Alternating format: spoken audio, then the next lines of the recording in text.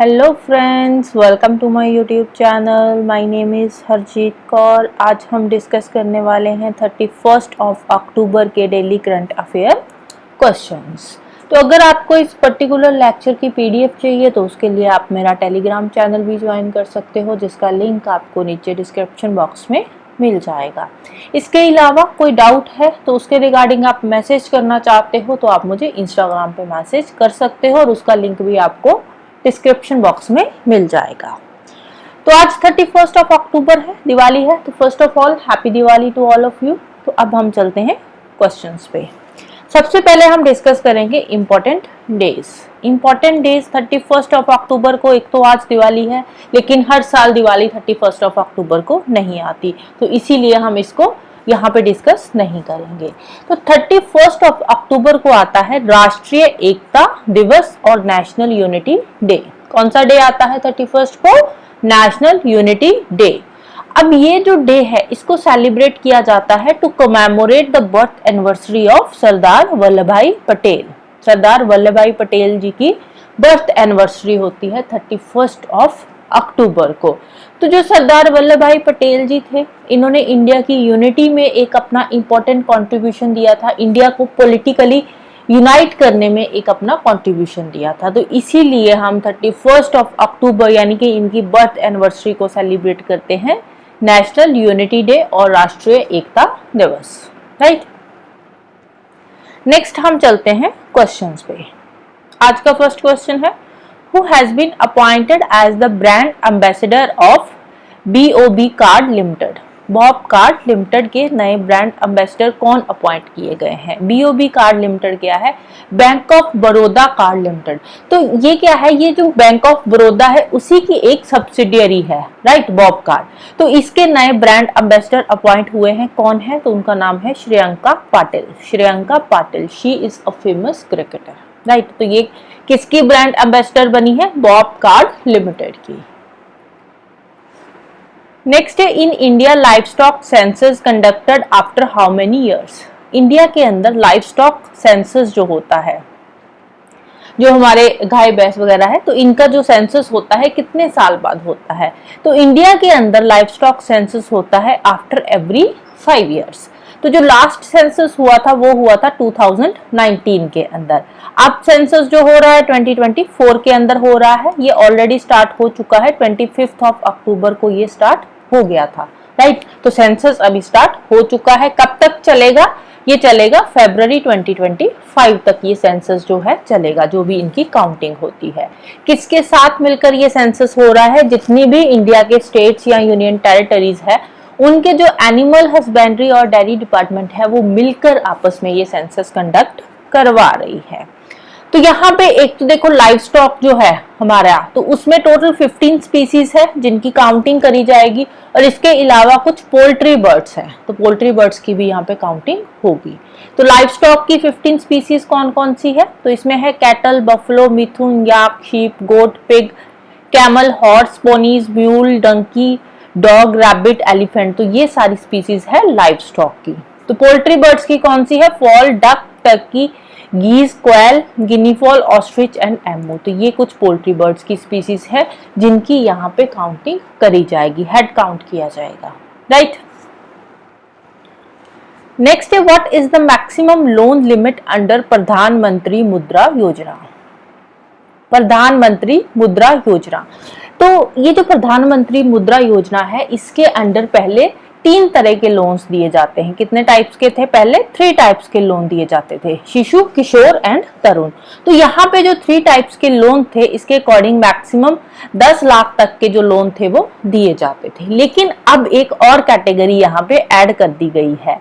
तो जो नई कैटेगरी ऐड करी है उसके अकॉर्डिंग अब जो ये प्रधानमंत्री मुद्रा योजना है, इसके अंडर 20 लाख तक के लोन्स जो है वो प्रोवाइड किए जाएंगे, राइट। तो कौन से है ये 4 तरह के? अब पहले 3 थे, शिशु, किशोर एंड तरुण। शिशु लोन दिए जाते थे, उसमें क्या था कि अगर कोई नई माइक्रो एंटरप्राइज, एमएसएमई को यहाँ पे लोन दिए जाते हैं ना, एमएसएमई को लोन दिए जाते हैं प्रधानमंत्री मुद्रा योजना में। तो यहाँ पे अगर कोई नई माइक्रो एंटरप्राइज शुरू होने जा रही है, राइट, तो उस केस में 50 लाख तक का लोन उसको दिया जाता था। फिर किशोर होता था अगर कोई नया कंपनी है, अभी नई नई शुरू हुई है, ग्रोइंग फेज में है, तो उस केस में 50 लाख से लेकर 5 लाख 50,000 से लेकर 5 लाख तक का लोन उस कंपनी को या एंटरप्राइज को दिया जाता था, राइट।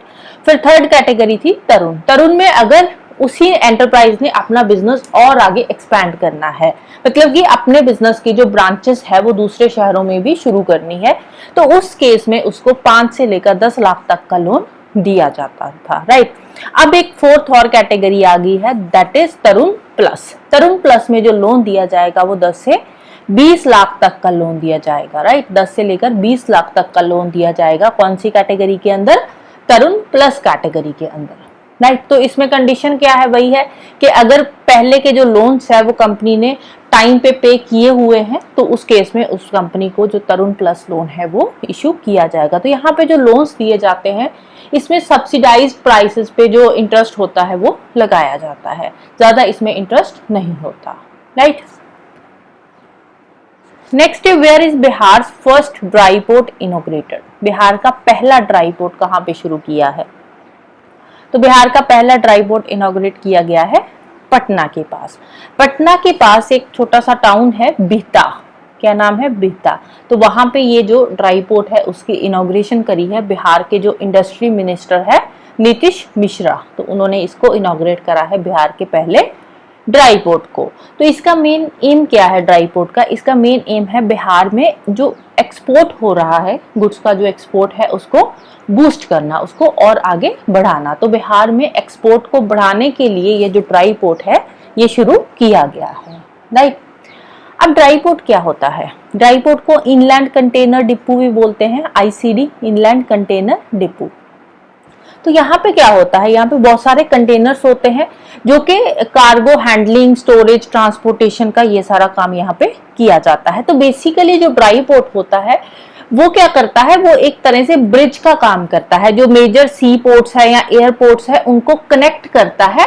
जो ये इनलैंड रीजन है, इनलैंड रीजन्स को सी पोर्ट और एयरपोर्ट्स के साथ जो है कनेक्ट किया जाता है through these dry ports, right, so that कि जो गुड्स की मूवमेंट है वो इजी हो सके, राइट। जैसे ये इंडिया है तो यहाँ पे ये बिहार में ड्राई पोर्ट है, तो इसकी जो कनेक्टिविटी है जितने भी मेजर सी पोर्ट्स हैं या एयरपोर्ट्स है उनके साथ ये अब इजी हो जाएगी, राइट। नेक्स्ट है, India Germany conducts it's first maritime partnership exercise. Maritime partnership exercise किसके बीच में हो रही है? इंडिया एंड जर्मनी के बीच में।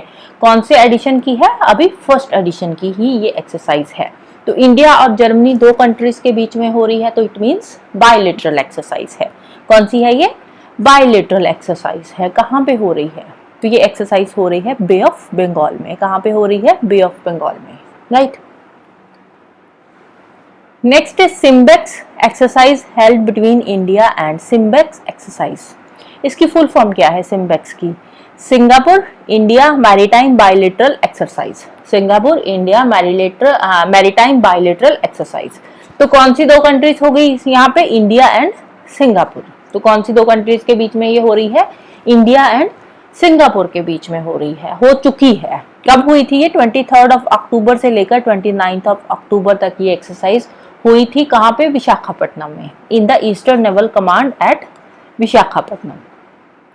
अब ये जो एक्सरसाइज हुई थी ये दो फेजेस में कंडक्ट करवाई गई थी। कौन से दो फेजेस थे? एक तो था हार्बर फेज, दूसरा था सी फेज। हार्बर फेज और सी फेज। हार्बर फेज की जो एक्सरसाइज थी वो चली थी 23 अक्टूबर से लेकर 25 अक्टूबर तक, विशाखापट्टनम के अंदर ही हुई थी, बे ऑफ बंगाल में। तो जो सी फेज था, सी फेज की एक्सरसाइज हुई थी 28 और 29 अक्टूबर को बे ऑफ बंगाल में, राइट। नेक्स्ट है, name the PSU which bag the स्वच्छता पखवाड़ा अवार्ड। स्वच्छता पखवाड़ा अवार्ड दिया गया है पीएसयू को। अब ये जो स्वच्छता पखवाड़ा अवार्ड दिया जाता है, ये अवार्ड दिया जाता है अंडर स्वच्छ भारत मिशन के अंडर ये अवार्ड दिया जाता है। तो रिसेंटली कौन से पीएसयू को ये अवार्ड दिया गया है? तो रिसेंटली ये अवार्ड दिया गया है NLCIL, नैवेली लिग्नाइट कोल इंडिया लिमिटेड को ये अवार्ड दिया गया है। नाम क्या है? Swachhta Pakhwada award, right. Next है, international Gita Mahotsav 2024 will takes place in international Gita Mahotsav 2024 का जो है ये कब कहाँ पे होने जा रहा है? अभी नवंबर एंड में आई थिंक स्टार्ट होगा 28 नवंबर को। तो ये कुरुक्षेत्र में होने जा रहा है। कहाँ पे होगा? कुरुक्षेत्र हरियाणा में। कुरुक्षेत्र हरियाणा के अंदर ये होगा international Gita Mahotsav 2024। Full name क्या है? International Gita Mahotsav 2024, a celebration of culture, spirituality and global unity. A celebration of culture, spirituality and global unity, ये इसका पूरा नाम है। 28 नवंबर को ये शुरू होगा, 15 दिसंबर तक ये चलेगा। और कहाँ पे होने जा रहा है? कुरुक्षेत्र हरियाणा के अंदर। तो यहाँ पे एक पार्टनर कंट्री है, एक पार्टनर स्टेट है। पार्टनर कंट्री कौन सी है? तंजानिया है, और पार्टनर स्टेट है ओडिशा। दोनों ही इंपॉर्टेंट है, डायरेक्ट क्वेश्चन बनता है। पार्टनर कंट्री कौन सी है, पार्टनर स्टेट कौन सी है, और कहाँ पे ये होने जा रहा है, राइट। नेक्स्ट है name the 13th major port of India. India के पहले कितने मेजर पोर्ट थे? 12 मेजर पोर्ट थे। अब उसके बाद बात चली थी कि जो वाधवान पोर्ट है ये 13th मेजर पोर्ट बनेगा। वाधवान पोर्ट का जो काम है अभी चल रहा है, वो अभी अंडर कंस्ट्रक्शन है। तो इसीलिए जो वाधवान पोर्ट है वो 13th मेजर पोर्ट में अभी तक नहीं आया। क्यों? क्योंकि अभी उसका कंस्ट्रक्शन का काम चल रहा है, वो ऑपरेशनल नहीं हुआ है, राइट। तो अभी बीच में एक और पोर्ट आ गया जिसको मेजर पोर्ट का नाम दे दिया गया। कौन सा पोर्ट है? वो है ग्रेटर निकोबार के अंदर। नाम है international container transshipment port. International container transshipment port ये बन गया है इंडिया का 13th मेजर पोर्ट।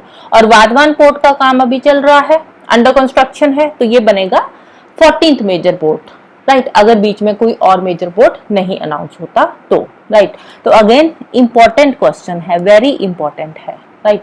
तो आने के चांसेस बहुत ज्यादा है एग्जाम में, क्योंकि मेजर पोर्ट है ये 13th वाला। कहाँ पे है? ग्रेटर निकोबार के अंदर है। नाम है international container transshipment port.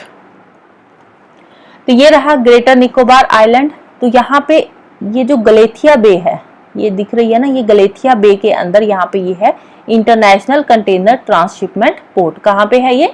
गलेथिया bay में। तो गलेथिया बे कहाँ पे है ये भी आपको पता होना चाहिए, राइट। नीचे यहाँ पे इंदिरा पॉइंट आ जाता है, तो इंदिरा पॉइंट के पास ही पड़ता है ये गलेथिया बे, राइट। तो अगर हम देखें मैप पे तो बहुत ही एक इम्पॉर्टेंट लोकेशन है इस पोर्ट की। कैसे? देखो ये रहा, ये पॉइंट में आपको जो दिख रहा है ये क्या है? गलेथिया बे वाला। तो यहाँ से ये यूरोप के साथ स्विज कैनाल के थ्रू पूरा इस साइड से आगे कनेक्ट हो रहा है। और यहाँ पे आगे अगर हम देखें साउथ चाइना सी आ रहा है, इसके आगे पैसिफिक ओशन। तो ये जो है एक इम्पॉर्टेंट लोकेशन यहाँ पे शेयर कर रहा है, जो कि मेजर पोर्ट्स के साथ कनेक्ट हो रहा है, राइट। तो ये वाला जो पोर्ट है वो मेजर पोर्ट्स के साथ कनेक्टिविटी बनाकर रखता है इंडिया की, राइट। अब बात करते हैं जो 12 मेजर पोर्ट्स है कौन कौन से हैं। तो फर्स्ट अगर हम ईस्ट कोस्ट वाले देखें तो ईस्ट कोस्ट में 6 है और 6 वेस्ट कोस्ट में है। 6 ईस्ट कोस्ट के हैं और 6 हैं वेस्ट कोस्ट के। ईस्ट कोस्ट वाले कौन से हैं? कोलकाता वेस्ट बंगाल के अंदर है, पारादीप पोर्ट ओडिशा में है, विशाखापट्टनम आंध्र प्रदेश में है, कामराजार इन्नौर ये कहाँ पे है? तमिलनाडु में है। और ये जो कामराजार इन्नौर वाला है ये 12th पोर्ट था। 12th पोर्ट कौन सा था? कामराजार इन्नौर वाला पोर्ट था। फिर आता है चेन्नई और वीओ चिदम्बरम, दोनों तमिलनाडु में ही है। अब बात करते हैं वेस्ट कोस्ट के। वेस्ट कोस्ट में गुजरात में आ जाता है दीनदयाल, और महाराष्ट्र में 2 है, एक तो मुंबई है, दूसरा है जवाहरलाल नेहरू पोर्ट। गोवा का मर्मगांव और कर्नाटका का है न्यू मैंगलोर, और कोची आ गया केरला का, राइट। तो ये टोटल 12 मेजर पोर्ट्स है। अब 13th नया जो ऐड हुआ है कौन सा है? ग्रेटर निकोबार के अंदर इंटरनेशनल कंटेनर ट्रांसशिपमेंट टर्मिनल। कहाँ पे है? गलेथिया बे में, right. Next name the new passenger terminal and a cargo gate at Petrapole land port. Petrapole land port on India Bangladesh border in West Bengal. West Bengal वाली साइड जो हमारा ये कुछ इस तरह से है ना, यहाँ पे इंडिया और बांग्लादेश का जो बॉर्डर पड़ता है। तो ये जो बॉर्डर है इसको क्या बोलते हैं? इसको जीरो लाइन भी बोला जाता है। क्या बोला जाता है? इसको जीरो लाइन भी बोलते हैं। तो यहीं पे एक लोकेशन है जिसका नाम है पेट्रापोल लैंड पोर्ट। तो यहाँ पे अभी एक नया जो है टर्मिनल शुरू किया है, कार्गो गेट इन्होंने शुरू किया है। और ये जो कार्गो गेट है इसका नाम क्या रखा है? इसका नाम रखा है मैत्री द्वार। नाम क्या रखा है इसका? मैत्री द्वार, राइट। अब ये क्यों हमने शुरू करा है, ये कार्गो गेट जो मैत्री द्वार है, तो ये हमने शुरू करा है इंटरनेशनल ट्रेड को फैसिलिटेट करने के लिए, सिटीजन्स की क्रॉसिंग को इजी करने के लिए। इंडिया और बांग्लादेश के बीच में जो सिटीजन्स का आना जाना है उसको आसान बनाने के लिए, इंटरनेशनल ट्रेड को और स्मूथ करने के लिए हमने ये जो मैत्री द्वार है इसको शुरू करा है, राइट। तो इससे क्या होगा, इससे देखो एक तो हमारी रीजनल कनेक्टिविटी बढ़ेगी, इसके साथ साथ ही जो पैसेंजर्स की कैपेसिटी है ना पर डे वो भी बढ़ जाएगी। 20,000 पैसेंजर्स पर डे जो हैंडलिंग कैपेसिटी है इसके पैसेंजर्स की रहेगी। और इसके साथ ही जो housing, immigration, custom, security services, ये सारे काम जो है वो भी इजी हो जाएंगे, क्योंकि अभी एक ही जगह है, मैत्री द्वार इन्होंने बना दिया तो वहीं पे ये सारे इमिग्रेशन, कस्टम वाले काम है वो किए जाएंगे, right. So that's all for today. Hope you like this video. Thank you. Bye bye and have a nice day.